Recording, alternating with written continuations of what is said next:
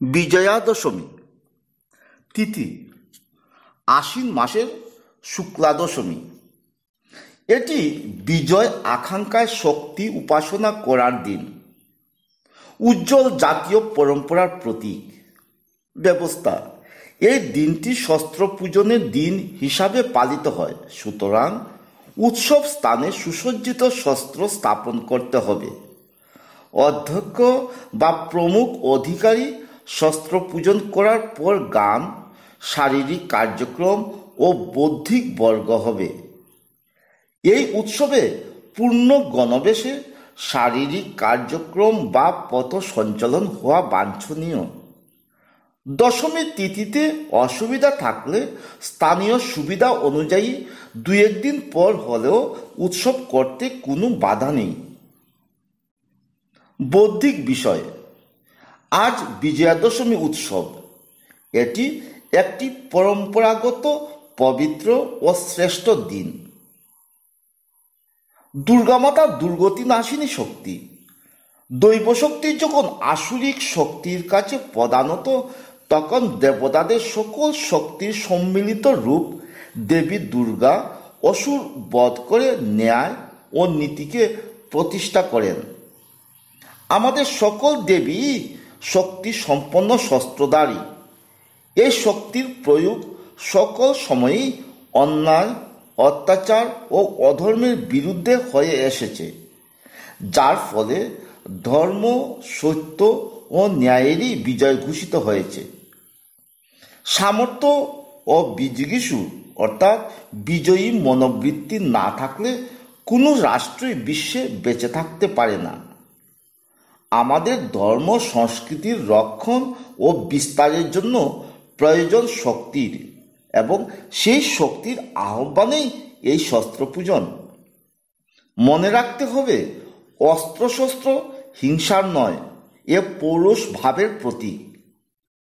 বিজয়া দশমীর এই পুণ্য দিনেই অধর্ম ও আসুরিক বৃত্তির প্রতীক অহংকারে উন্মত্ত রাবণকে মর্যাদা পুরুষোত্তম রামচন্দ্র নিধন করে ধর্ম, সত্য ও ন্যায়ের বিজয় উৎসব পালন করেন।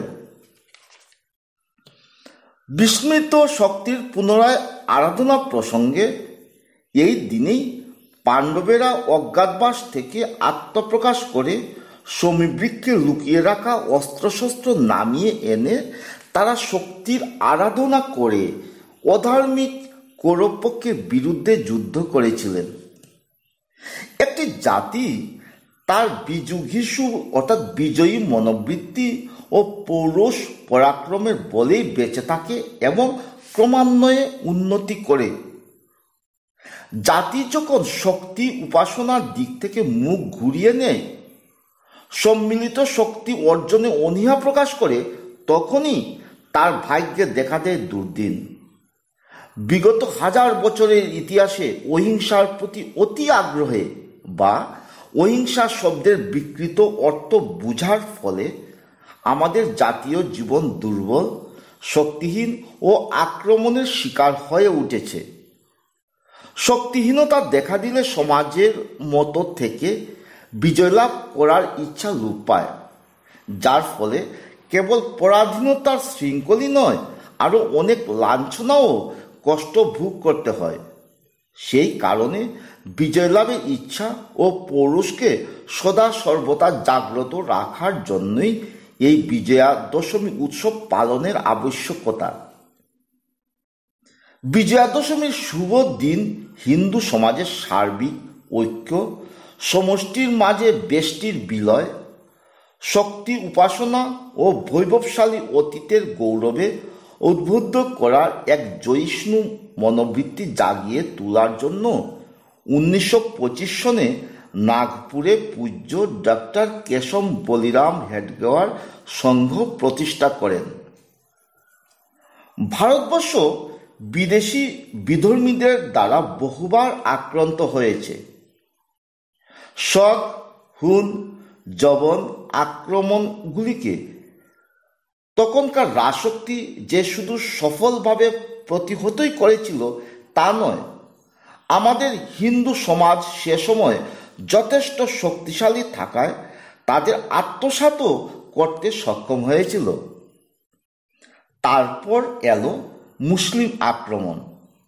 এই আক্রমণের একটি বৈশিষ্ট্য ছিল যে তারা তাদের অপরিণত ও অসহিষ্ণু জীবন ধারণাটিকে আমাদের উপর চাপিয়ে দিতে চেয়েছিল।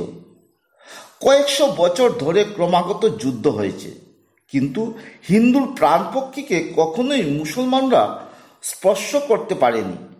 শেষ পর্যন্ত বিচ্ছিন্নভাবে হলেও সেই মুসলিম আক্রমণকারীরা হিন্দু শক্তির কাছে প্রায় পর্যুদস্ত।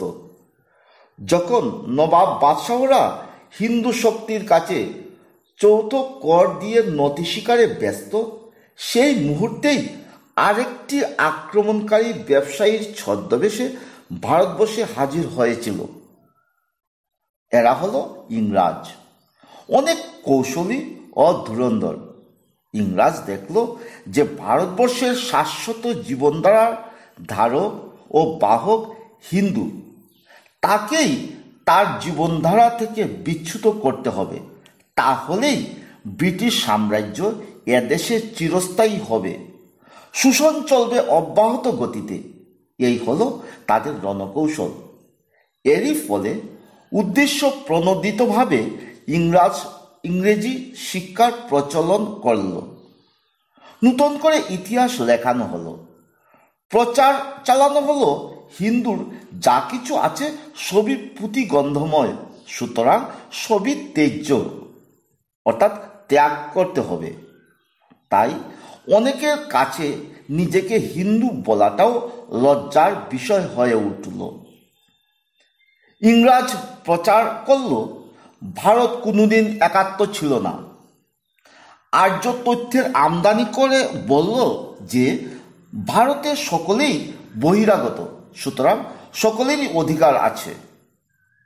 পরিণতিতে আত্মগৌরব বিস্মিত কিছু লোক বলতে লাগলেন নূতন করে জাতি নির্মাণ করতে হবে। ফলে যারা ভারত আক্রমণকারী, যারা সম্পূর্ণ বিপরীত জীবনধারা অনুসরণ করে, যাদের হৃদয়ে সবসময় বিদেশে পড়ে আছে, যারা ভারতকে মাতৃ বলে সম্বোধন করাকে পাপ বলে ভাবে, তাদেরকে নিয়ে নূতন করে জাতি নির্মাণ করতে হবে। আর এখান থেকে শুরু হলো মুসলিম তুষণ। 1925 সনে সংঘ প্রতিষ্ঠার সময়ে এরকমই একটি পটভূমি ছিল আমাদের দেশে। সংঘ প্রতিষ্ঠা কোনো আকস্মিক ঘটনা নয়। বিভিন্ন সংগঠনে বহু বছর সক্রিয়ভাবে জড়িয়ে থেকে সংঘ প্রতিষ্ঠাতা যে সুবিশাল অভিজ্ঞতা সঞ্চয় করেছিলেন, তা থেকে তার ধারণা হয়েছিল যে এমন একটি সংগঠন করা দরকার যেটি আত্মগৌরবে উদ্ভূত নিঃস্বার্থপর, সুশৃঙ্খল ও চরিত্রবান লোকসমূহ তৈরি করবে, যারা পর্যায়ক্রমে সমাজের সর্বক্ষেত্রে ছড়িয়ে পড়বে এবং হিন্দু সমাজের সর্বাঙ্গীন উন্নতি সাধন হবে। সংঘের কার্য পদ্ধতির দৈনিক স্বরূপ হল শাখা। শাখা মানে শারীরিক, বৌদ্ধিক ইত্যাদি কার্যক্রমের মধ্য দিয়ে সাহস, শক্তি, পৌরুষ ও বীরত্বের প্রতীক হিসাবে প্রকৃত স্বয়ংসেবক অর্থাৎ মানুষ তৈরি করা। দেশ ও জাতির সেবায় উৎসর্গীকৃত সম্মিলিত ও সংগঠিত শক্তি জাগিয়ে তোলাই হল সংঘকার্য। আজ বিজয়া দশমী। এই পবিত্র দিনে আমাদের হিন্দু জাতিকে আমরা যেন পরম বৈভবশালী করতে পারি, সেই প্রার্থনা জানাই আমাদের ভাগ্য বিধাতার নিকট।